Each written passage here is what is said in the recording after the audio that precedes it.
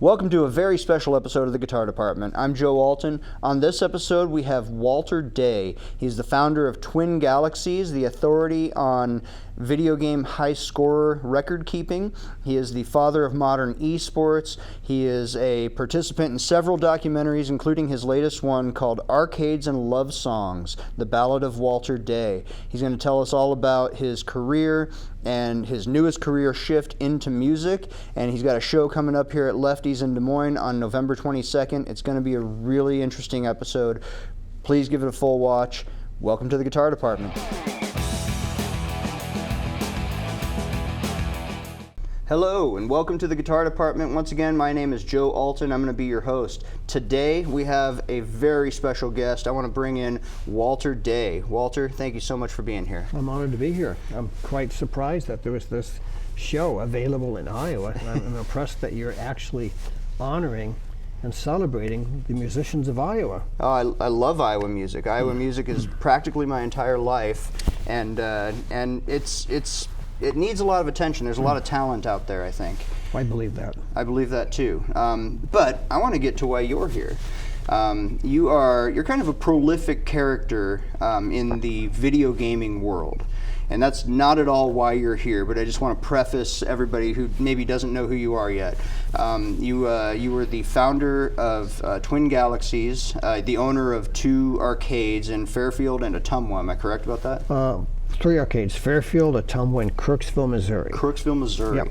And so the Twin Galaxies sort of spawned out of that, and you became the sort of arbiter of world records for video games as early as the 1980s. Is that correct? Oh, here we are. 1982. 1982. See, what happened was I fell in love with the video games in 1980, and I became on fire to have my own arcade. So by November of 1981, I actually opened up my own arcade. And within a few months of that opening, on January 18th, 1982, Time magazine published a cover story with all this artwork on the cover about the phenomenon of video games. And it was an amazing, 8-page story in Time magazine. But in that magazine article was a little box, a little feature box that had a story about a kid from Chicago named Steve Jurassic. And Steve Jurassic had taken a single quarter and put it in the Defender game and played it for 15 hours to get 15 million points. And that set the world on fire, because suddenly a video game player, for his expertise, was getting all this attention in national media. And all over the nation, players said, I can do that. But in my own arcade, Twin Galaxies in downtown Ottumwa, someone came up to me and flashed the magazine in front of my face and said, I can do that. I said, do what? He says, I can break the record that's in this magazine article. And I looked at the article, because I hadn't seen it yet, and I said, this is unbelievable. Do you think you can do this? He said, yeah. So I said, okay, you get this weekend, you get to have the Defender game all to yourself, and we'll see how you do. In that weekend, he went 24 hours and got 25 million points and broke the record. So when Monday morning came, I called up Williams Electronics and asked them, is this the world record? And they said, we don't know. No one keeps track of the scores. No one keeps track of the records. Right. And so I said, that's interesting. So I called that day I called a total of 7 manufacturers and 2 magazines and asked them what they knew about high scores.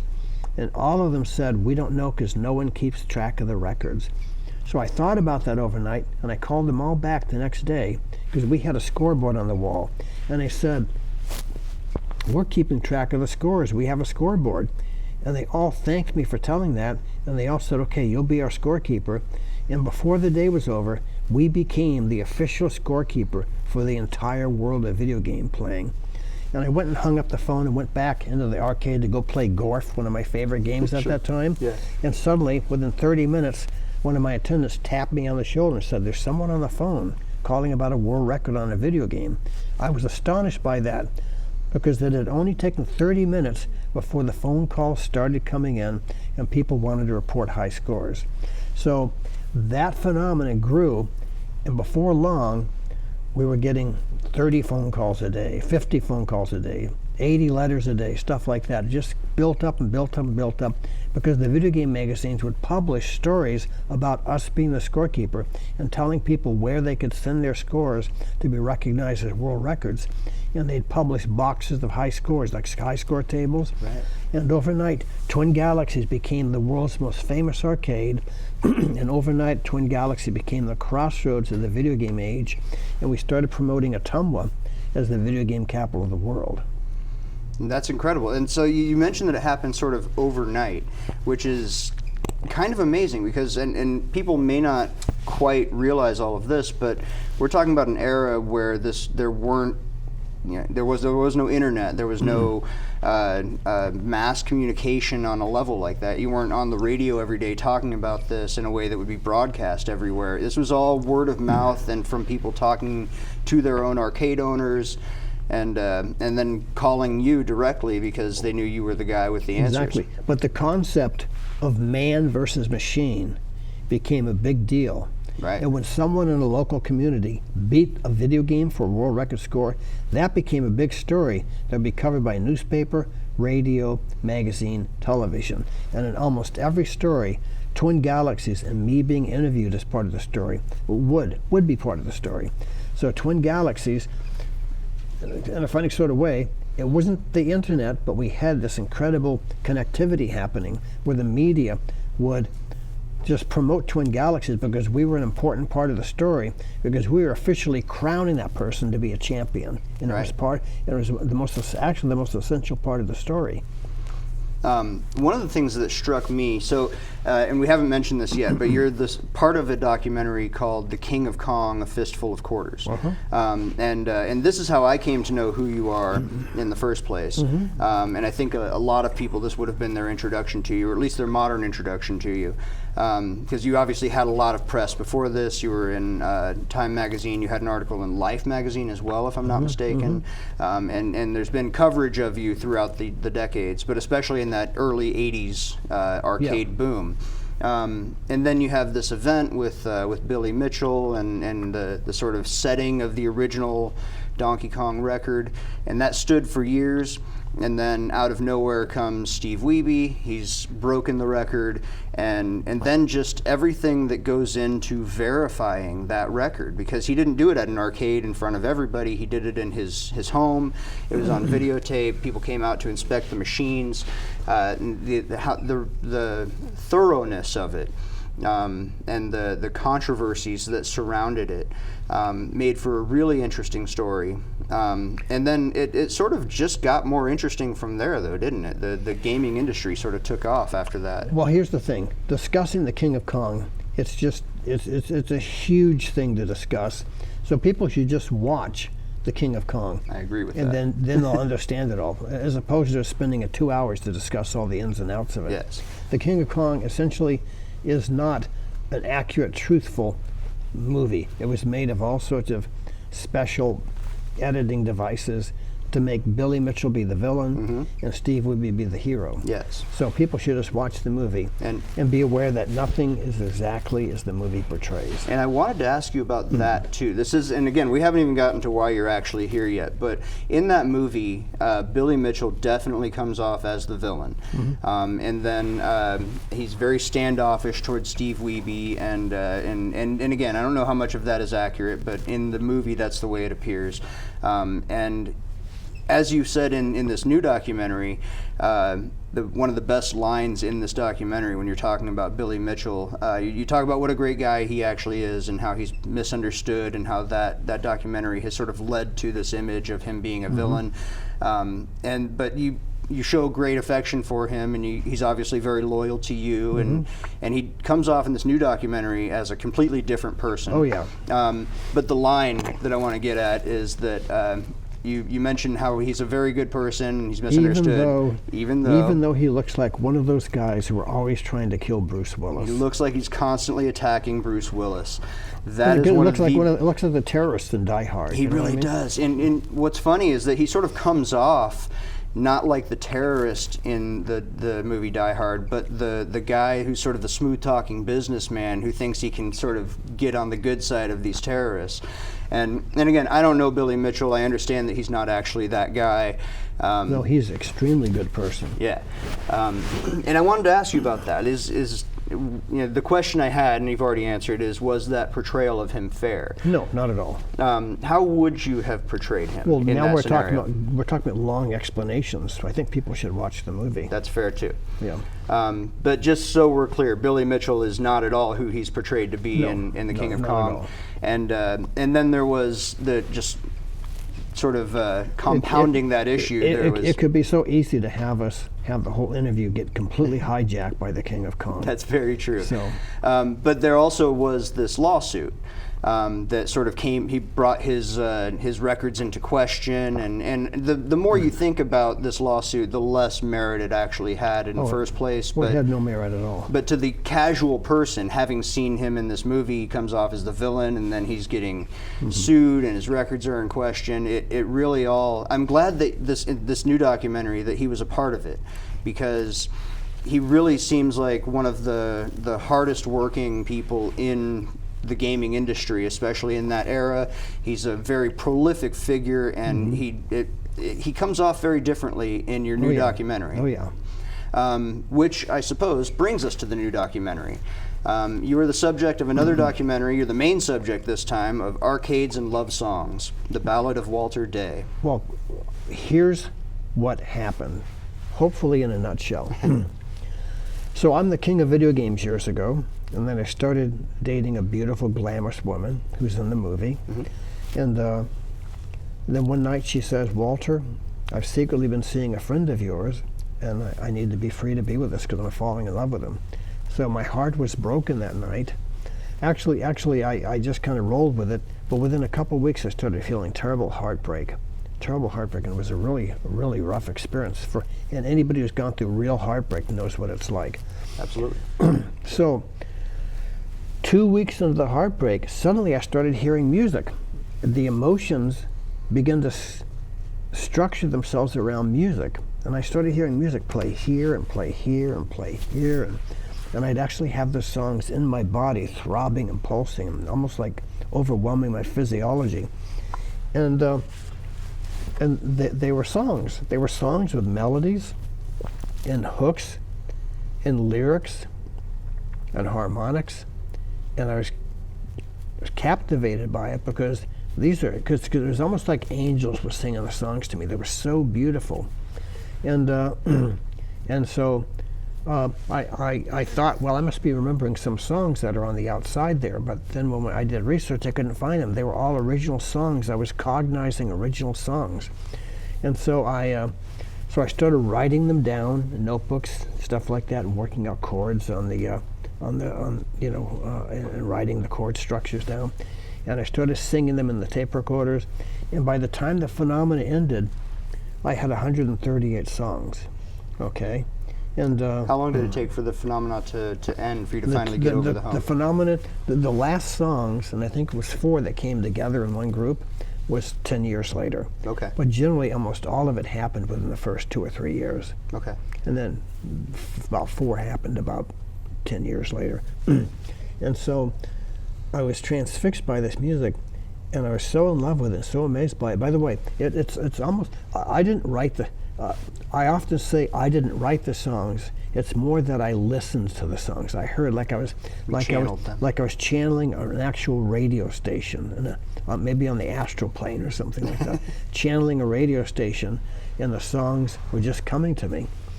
And some of them were so familiar to me that I thought I was remembering someone else's music. So I did the research and even met with musicologists, and we went over the songs, and we couldn't recognize that the song existed any place. So I presumed that even though I had the experience that I'm remembering this song, it was a new song. So it was my song.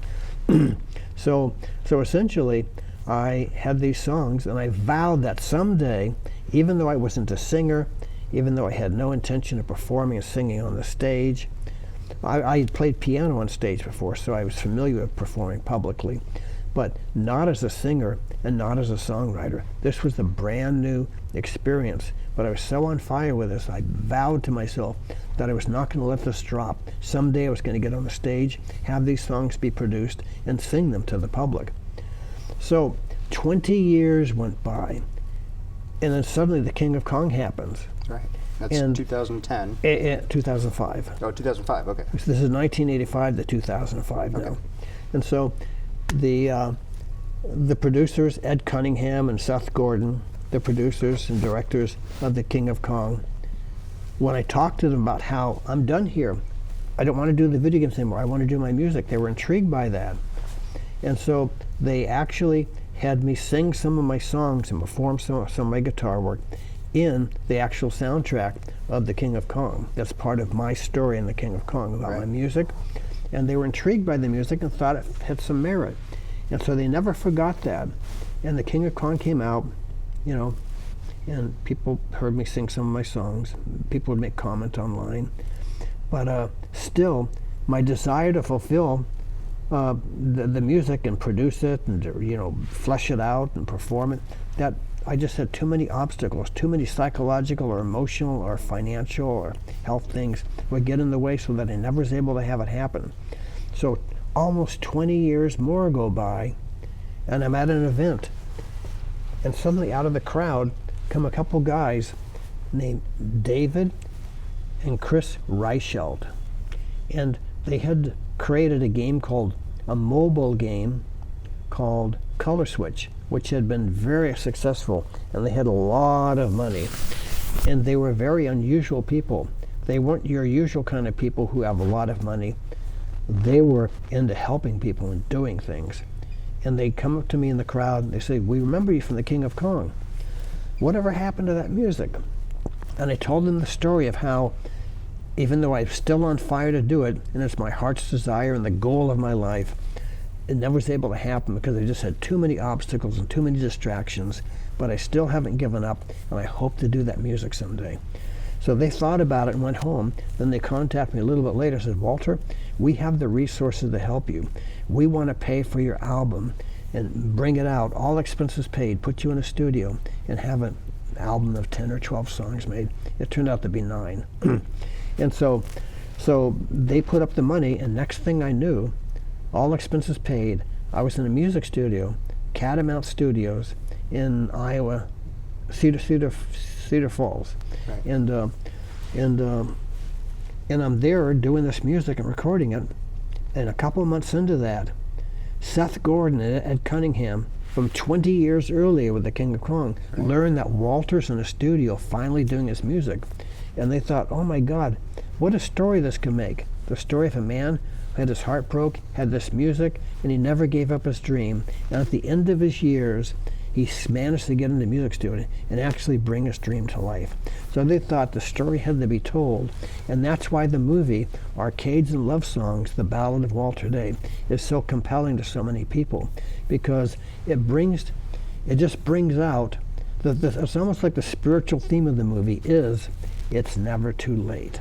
That's very true. And just to sort of drive that home, you are, am I correct, you're 76 now? 76. And so you're just now, the album is released. Mm-hmm. I've listened to it. It's really good. Oh, good. The movie is now out for mm-hmm. people to watch. You can rent it on anywhere that you can find streaming movies. Oh yeah, if you go on Google and search for Arcades and Love Songs, The Ballad of Walter Day, any part of that, it'll come up with lots of links that you can click on and watch it, I think, for $3.99. It is something like that, and it's well worth the money. You should absolutely go watch this movie and go listen to this album.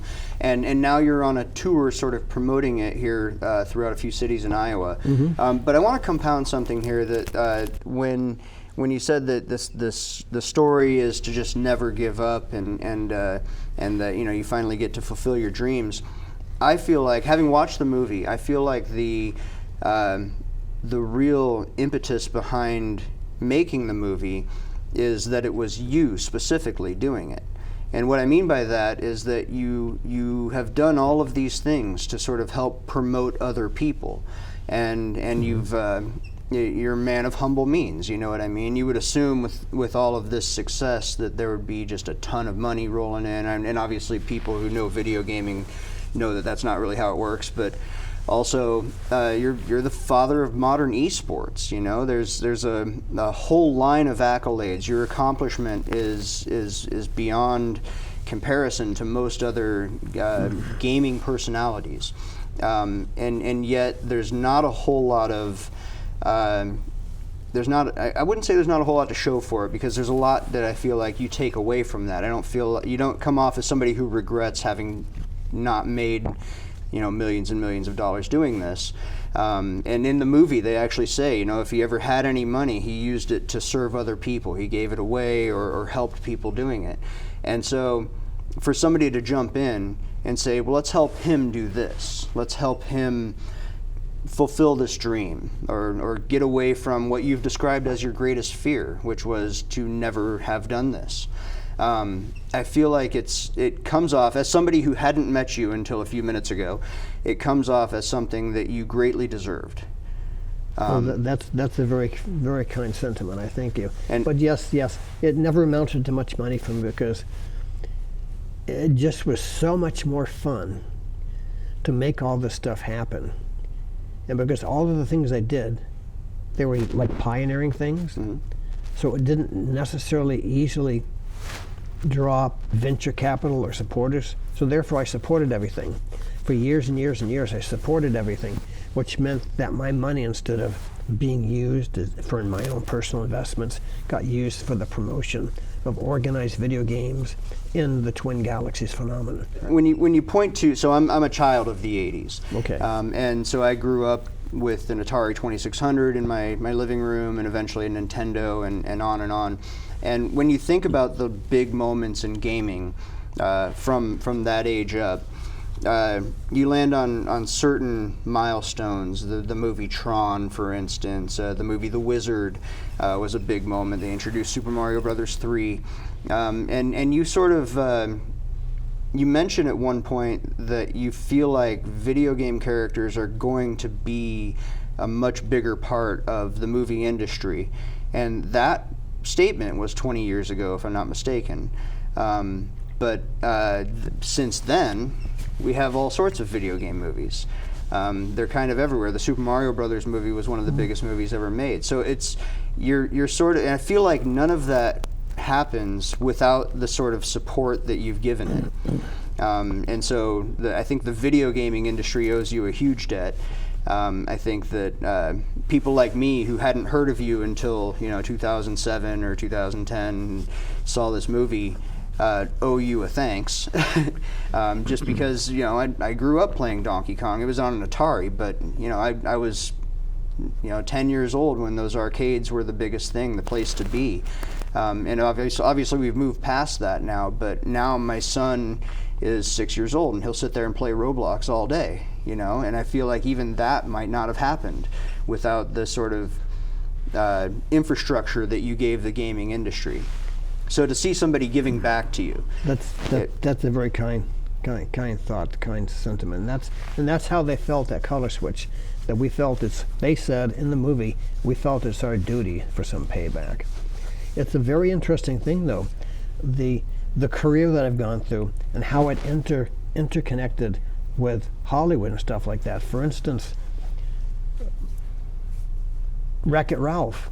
Yes. The arcade owner and the referee outfit, that's me. Stan Litwack is the character's name. Yeah, Mr. Litwack, that's me. Yeah, and if you haven't seen this, you should Google Mr. Litwack from Wreck-It Ralph, and you'll notice it's an image of the man sitting next to me. Yeah, essentially what happened is when another movie called Chasing Ghosts, have you seen that? I have not seen Chasing Ghosts. You have to see Chasing Ghosts. I'm assuming it's about Pac-Man? No, it's another Walter Day, Billy Mitchell movie. Okay. When that movie was coming out, the movie went and did a sneak special preview at Pixar and Walt Disney Animations, and all the people there who are the developers of the movies and stuff, they fell in love with the Twin Galaxies story, the Walter Day story. So that when they made Wreck-It Ralph, they privately behind the scenes decided to make a tribute character, which was Mr. Litwack. And so suddenly when the movie came out, and the arcade owner was Mr. Litwack, people began to contact me immediately saying, "You're in a movie."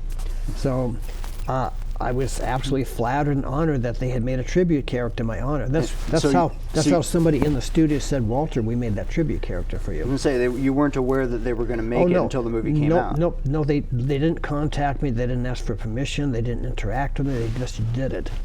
And so I had numerous people who were on fire to try and get me to sue them.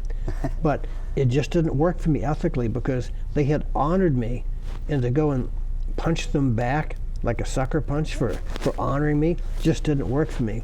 I got some friends kind of mad because they wanted me to go after millions of dollars. And I had a friend who actually worked for Disney, who I told him what was going on. He says, "Oh no, you don't want to sue Disney. They have an army of lawyers, and you would not like how it turned out." That's true. And in fact, the reason I mentioned that they should Google Mr. Litwack is that we don't have much of a legal department here, but we won't be putting a Disney character up on our screen to actually show a side-by-side comparison. But it is out there. You should Google Stan Litwack from Wreck-It Ralph, and it's very much based on you. And honestly, I never thought of it as something that you should be upset about. Oh no, I wasn't upset at all. I was very honored and flattered. But here's another thing also. Ernie Klein, who did Ready Player One, yes, I met him at an event, and we got up on the stage together, and he said to the crowd, "It was because of Billy Mitchell, Walter Day, and Twin Galaxies that Ready Player One exists." And because it turns out that he watched every day while writing Ready Player One this other movie, Chasing Ghosts, that you haven't seen yet, and you'll have to see it. I'll watch it. Because that inspired him, he said. He said Walter Day and Billy Mitchell were the inspiration for Ready Player One, and without them there would have never been a Ready Player One song. So that's actually a video you can actually find on YouTube right now where you hear him saying that. I'll have to look that up too. And that's part of why I wanted to talk to you briefly about Billy Mitchell, because he does come off as sort of unfairly portrayed in the biggest movie that he's a part of. And so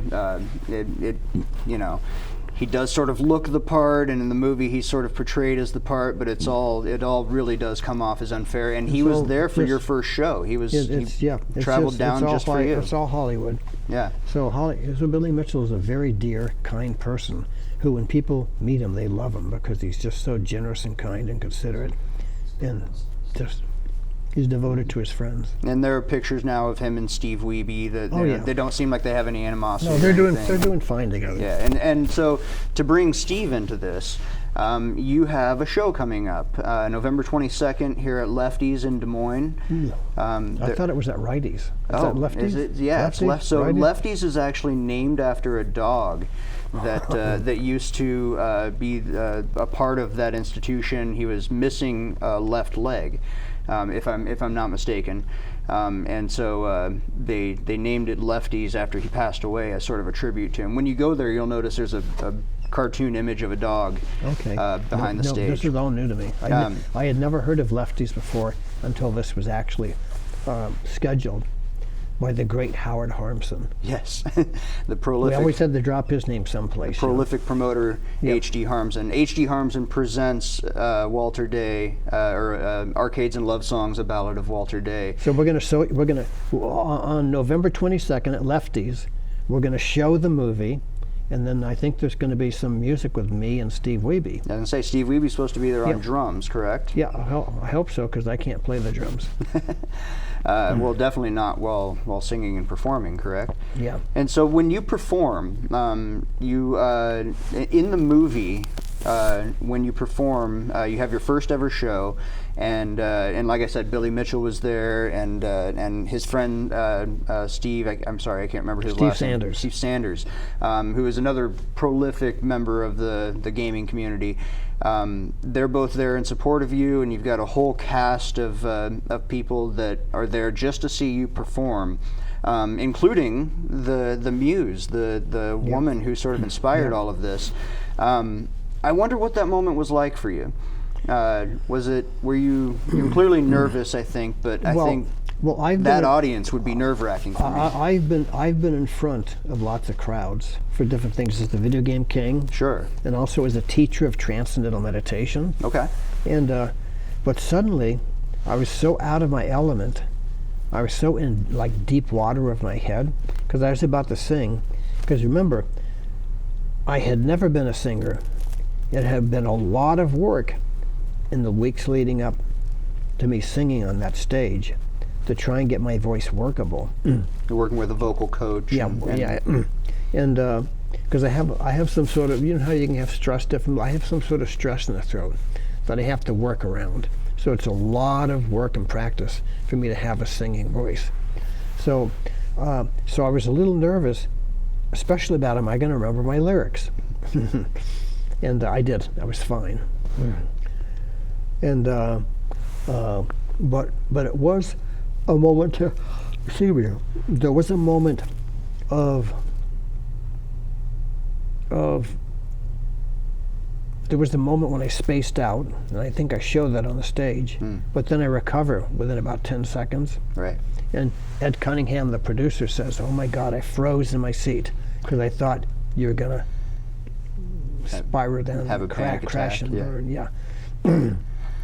So, and it sounds like you were nervous, but that you were. I got over it real fast. Yeah, and it's really just the dedication to doing this. You've had this vision in your head. You've had this dream, and now you've gotten to a point where everything's recorded, everything's laying there. All you have to do is walk on stage and sing, and then you get on stage, you start singing. I'm wondering how the experience that we're going to see at Lefties will be different from that, because you're going to have a band. Is that correct? It won't just be backing tracks. I'm not sure. I think I'm going to have a drum, Steve Wiebe, and there must. I'm going to have a guitar, so I'll be playing the guitar too, which is really going to be an interesting experience, because I don't have a lot of experience at all of playing a live guitar while remembering lyrics and singing the lyrics. Sure. So I'm not sure if there's backing tracks or not. I was going to ask you, we'll get back to that concert for sure, but I was going to ask you about the creative process here. So you've brought a guitar with you, but you mentioned that it sort of felt like you were channeling this music, and that you come to it and write it down, figure out the chords. Was it every day? I sit down and I practice transcendental meditation. In the morning for about 20, 30 minutes, then later in the day. And those two sessions do something to the brain structure. They've done tons of studies where the hemispheres of the brains begin to work together, and the areas of the brain that are responsible for the creative process become activated and stronger and clearer. And I like to say that for having those songs come into me was like an antenna picking up the radio waves out of the air, you know what I mean? But the antennas clearly were refined and stronger and clearer and more balanced as a result of practicing transcendental meditation. Probably the best thing a person could do in the world to enhance their creativity and get their brain working on the highest level, turbocharge it, is to practice transcendental meditation. So when you're meditating, you're not necessarily doing creative things at the time that you're meditating, because the scientists have studied that you're slipping into a state of consciousness called a hypometabolic state of restful alertness. That's a mouthful for you. Yeah. But essentially, it means that you're experiencing the transcendent. There's a source at the basis of the mind where all your thoughts come from, all your impressions come from, where your energy comes from, your creativity comes from, your happiness comes from, your energy comes from. And you actually transcend the thought process and reach that source, and then bring the dynamic energy and creativity of that source up into your daily life. And by doing that regularly, it transforms the way your creative process works, the way your intelligence is able to unfold itself. And there's no question that for me, the creative process was completely enhanced by being a regular practitioner of the transcendental meditation process. So when I would have the music come, the music would first come as a melody. And then there'd be something that would counterpoint with it. And then there would be a hook. And then on top of the hook, there'd be some harmonics that would build around it, and then I'd have to work on the lyrics last. The lyrics would always come last. It's sort of like the Bee Gees. The Bee Gees said, "Oh, we had this idea for a song. We went into the studio, worked on it, then we came out and said, oh, it's all done. Now all we have to do is write the lyrics. For me, the music was built in the same way that the Bee Gees were building it. That the harmonic concept was what was most important. And if you're lucky and smart to be able to get good lyrics that fit on top of it, then you have a great song. However, to me, and apparently to the Bee Gees, the thing that makes a song is that harmonic structure, that melodic structure that underlies the lyrics and the concepts. I hope this is tuned. It's not tuned. It's not tuned. We can fix that though. Give me your guitar. Oh my God, now you can say the great Walter Day played my guitar. I've got it on film.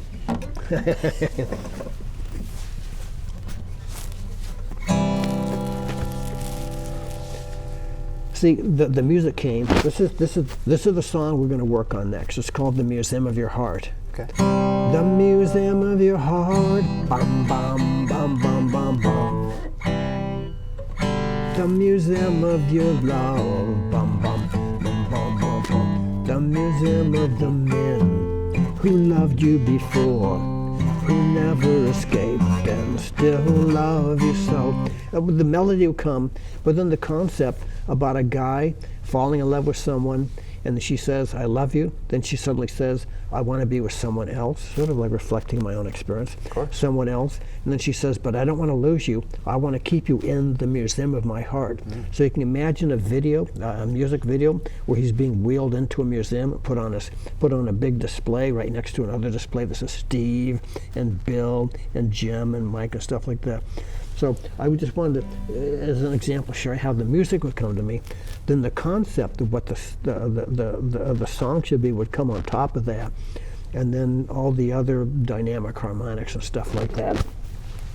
I hope that was a good example. Yeah, that was a great example. I'm curious about, I actually have a lot of questions. I guess we should start with the lyrics. Because you mentioned the Bee Gees, and they're obviously a great band. They were one of the best-selling bands of the 70s, and I have nothing but respect for the Bee Gees. And I preface it that way because I want to say that your lyrics are maybe a little more poetry influenced than the Bee Gees. I feel like the Bee Gees, for all their music, that sounds flattering to me. They have a lot of songs about how fun it is to dance, you know what I mean? And don't get me wrong, the Bee Gees had some depth to them too. But when you listen to your lyrics, especially the song "Hold Me" comes to mind. That's sort of the rock star track, I guess we'll say, of the film. You can feel the sort of heartache. It's not just these sort of poppy, repetitive, empty lyrics to follow the structure of the song. The structure of the song is there, and it's sophisticated, and it's got its own. You can see as a listener, or at least I can see as a listener, how the music may have come first. But then when you get to the lyrics, there's some soul to it. You could read it just as a poem, yeah. and it would still hold up as well as it does with the music. And I feel like there are a lot of bands for which that's not true. And I feel like when somebody really hits those, you get, your Paul McCartney's, and Chris Cornell comes to mind. He's one that you could just sit there and read his lyrics, and it's like reading Tennyson. And your lyrics for the 9 songs that I've heard are very deep and are very, very thoughtful. And so, but I also I want to ask you about your musical background also. But I'm wondering if you can dive into your lyrical process a little bit. Okay, so here's the lyrical process.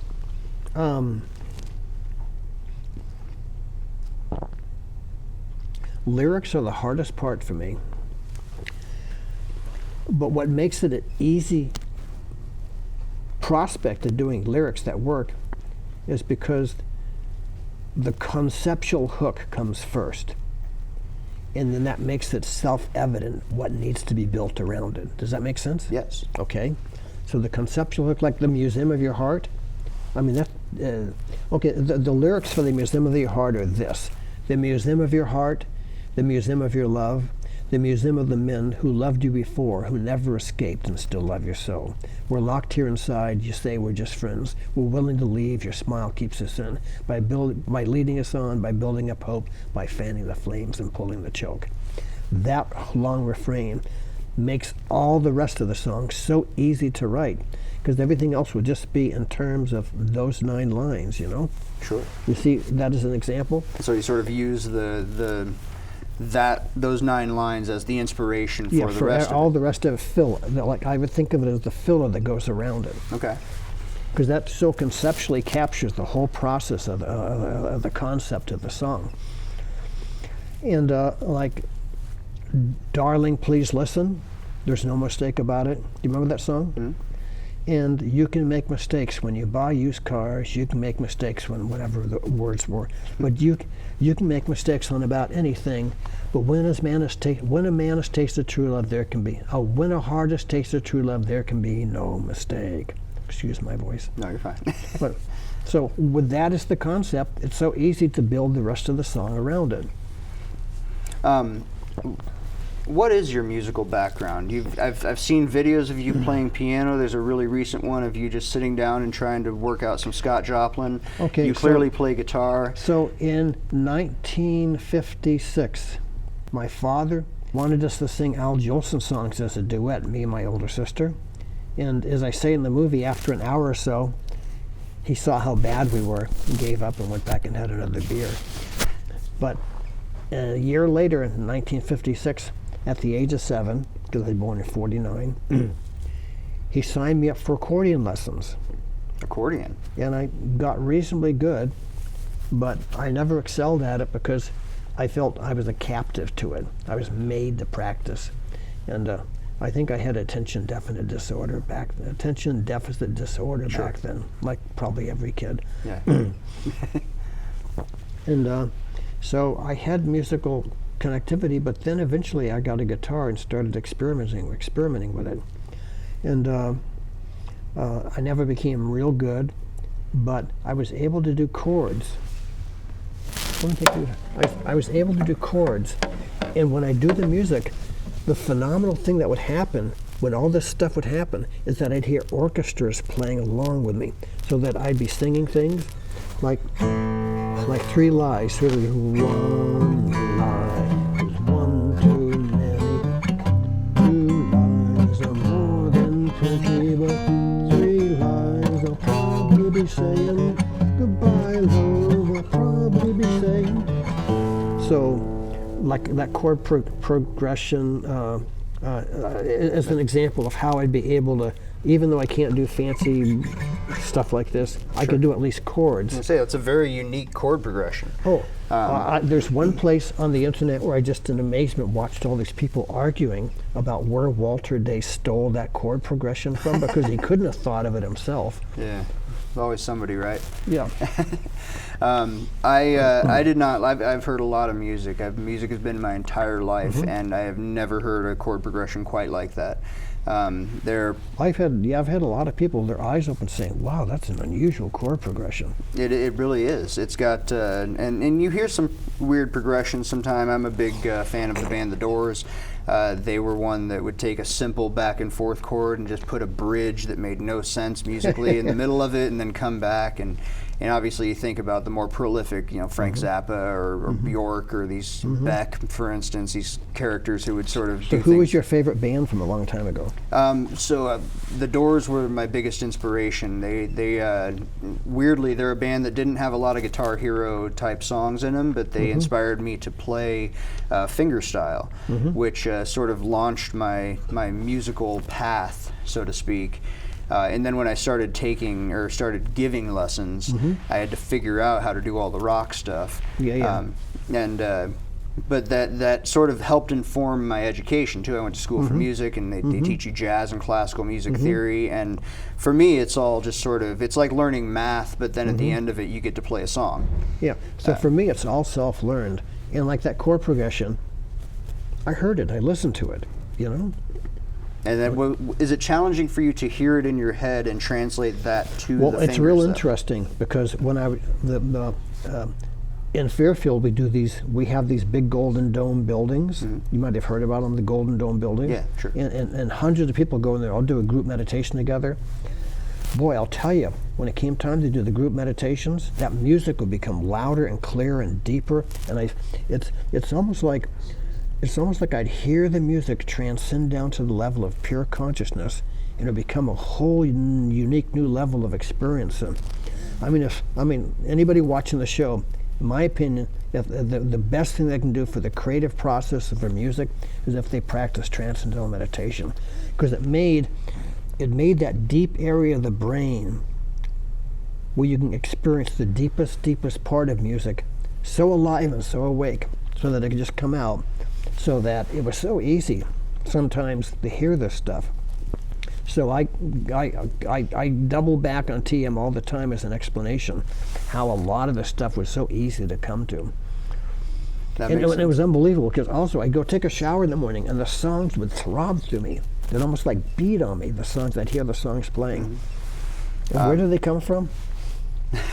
They were coming.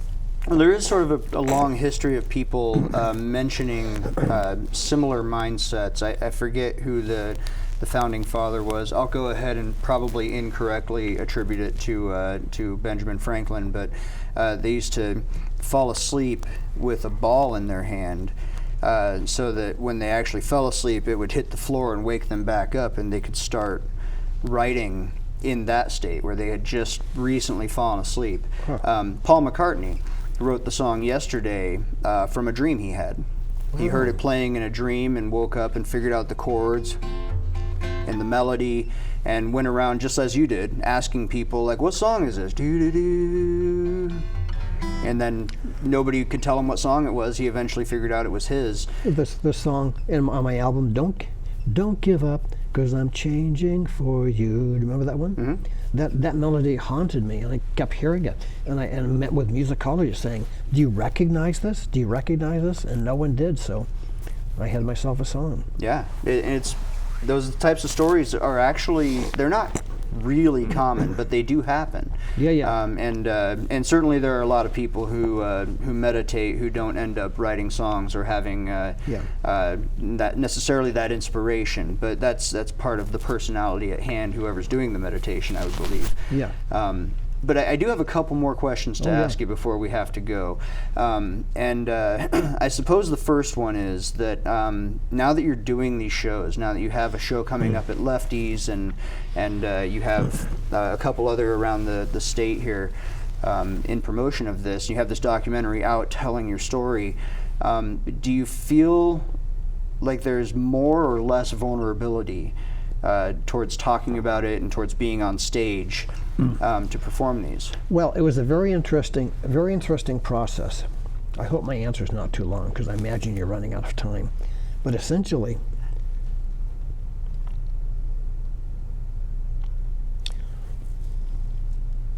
I'm not satisfied yet. I have to do another album, because I want to have the music that I did on this first album. The harmonics that I hear didn't quite make it into the songs. You know what I mean? You know, and I think great musicians talk about this, that, you know, it's hard to get down on the paper, get down into the world, what you're actually hearing.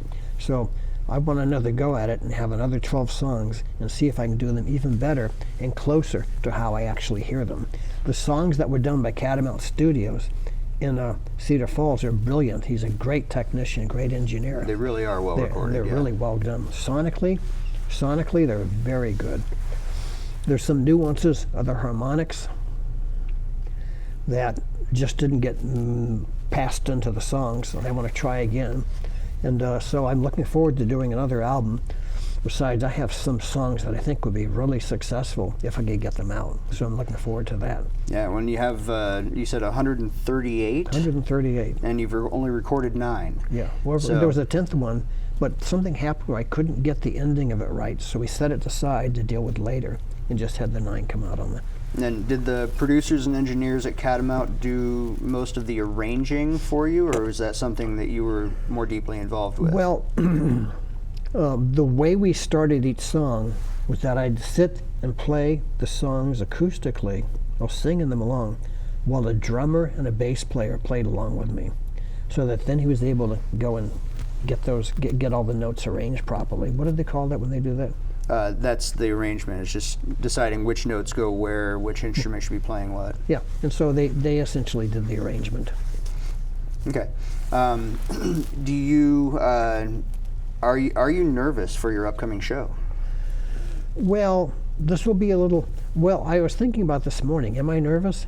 I'm not quite nervous, but I have a lot of expectation, because I want people to go away saying, "Oh, that was a good show," as opposed to Walter Day. He doesn't know how to play guitar and sing at the same time.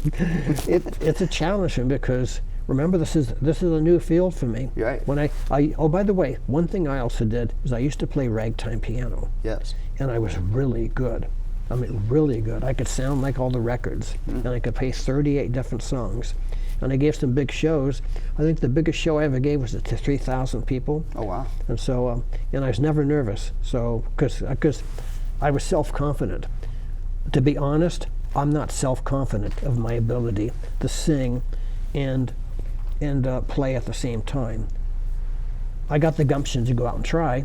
Yeah. But who knows how it's going to be. But I think everybody would be forgiving, because they're going to hear us play and sing after they watch the movie. Yes. So I think that there'll probably be more heart value. And you really do come off as somebody who would deserve any forgiveness needed at that point. I like that. I suppose the next question I want to ask, the person who broke your heart and inspired all the songs and set the sort of chain in motion, they were there at the show that you did at the end of the documentary. Oh, yeah. You made it a point, probably to their benefit, to not name them as a person in the audience, even though you were asked directly, is this person here? And you gracefully avoided that question. I felt protective of her. Yes. And probably still do, even though she is named in the documentary and she was, voluntarily a part of the documentary. What is your relationship with her like now? Well, every single person says, "Walter, you guys have a lot of charisma and chemistry together. You guys must be together again." So we're getting closer and closer and closer as friends. Whether or not we would become a couple again, all depends on the magic of true love. It has to be true love. It can't be some emotional, conditional thing that we create because we want to be together. Sure. At my point, see, I'm 76, and the last thing I need is just a relationship. However, I'm completely open to love. And if I were to fall in love with Shane, even though my affection for her is growing because we have to interact so much, then I'm all for that. So, but here's an interesting aside though. All the people who were part of making the film in Hollywood, because it's not an Iowa film, it's an actual Hollywood film. Right, yes. Yeah. And Ed Cunningham is an Academy Award winner. Oh yeah, he's Emmy and Academy. He's no local producer here. So. Yeah, so essentially, all the people who edited it and did focus groups on it and wrote stuff for it and did sound stuff on it and post-editing, all the different things, that whole group of people who are completely involved in the process of making the movie, they all think, from their perspective, that Shane is the actual star of the movie.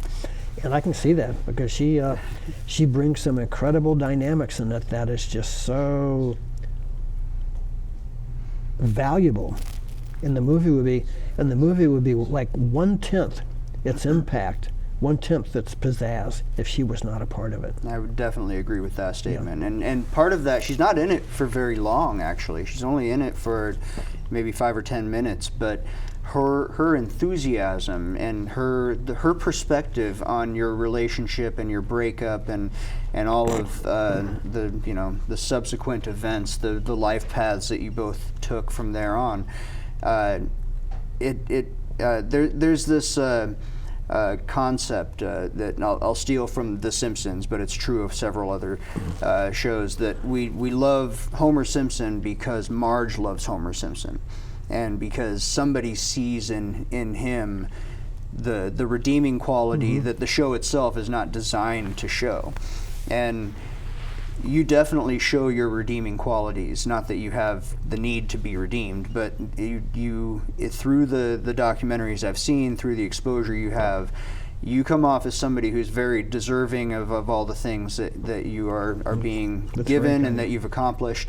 And then to have her come in and completely validate that opinion, somebody who did know you from back then, somebody who can recognize what your life has been from when she knew you until now, and she had just glowing things to say about you.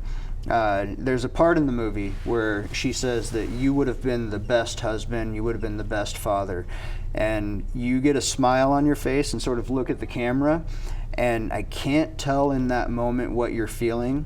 I would love if you would go there for a second. But okay, well, first of all, when the time came for them to interview Shane for the movie, when they were done interviewing her, they suddenly said, okay, we got to go see Walter now and interview him. And she suddenly says, unscripted or completely non-staged, she said, oh, can I come? They said, you want to come? Yeah, I'll come. She said, okay. So that's when they're filming her in the car on the way there. It was completely unplanned, unscheduled, unstaged. And when she comes to the door and knocks on the door and comes in, that's completely a shock to me. She wasn't expected. This was not planned or staged. So they didn't even call you in advance and say, hey, she's coming? They completely showed up out of the clear blue. Oh, wow. And so that's how organic and vulnerable and real and genuine and authentic the whole thing was. And people can sense that. That's part of the reason why people love this movie, because it was so real and not staged in Hollywood, you know? Yeah. And she comes in and we sit there and we started having that interaction. And they just turned the cameras on, and what came out, came out. It was completely, like I said again, unstaged, unscripted, not planned. Who knew who was going to be said? Yeah. And so this aforementioned group of Hollywood people who put this movie together, they said that there's never been anything like it.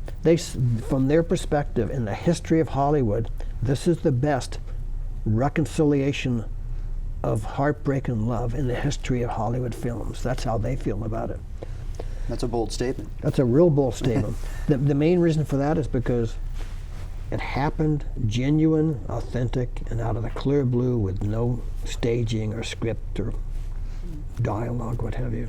And she is so genuinely happy to see you, and you can read her emotions like a book. You're a little harder to read. You're clearly happy she's there in that moment, but she is just gushing over the fact that she was your muse, and you can see her regret for having broken it off in the first place, you know what I mean? And there's a whole pantheon of emotions that you can see her going through at that time.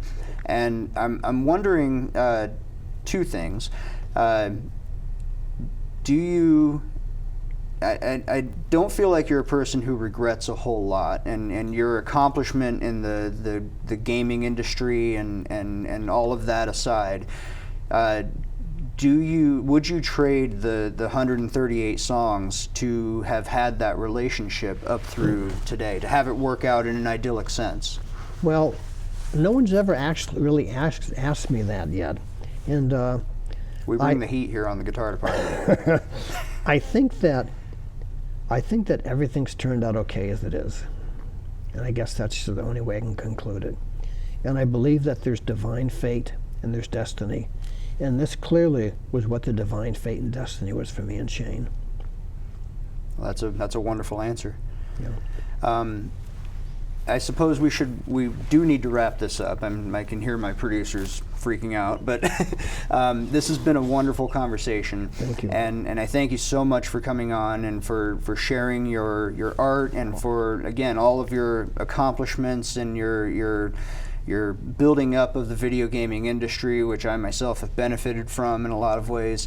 You're just an absolute legend, and it's great to have you here. Very honored. Thank you.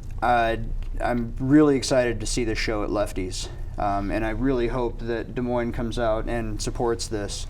And in the meantime, we should all be watching Arcades and Love Songs, Chasing Ghosts, The King of Kong. Are there any others that we should be watching? Those are the main ones. Arcades and Love Songs are what they should watch. Yes. King of Kong they should watch. Chasing Ghosts they should watch. And Yeah, I look forward to your next album. I'll be excited to hear it. Thank you. I'm excited to hear it too.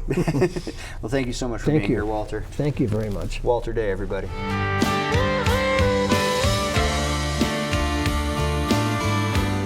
Well, thank you for tuning into the Guitar Department. I've been your host, Joe Alton. I want to thank Walter Day for being here. And please head out and watch the documentary Arcades and Love Songs, The Ballad of Walter Day, available wherever you find your streaming. You can rent it for about $3.99. And head out to Lefty's on November 22nd for a very special show, a showing of the movie, and a pop-up arcade.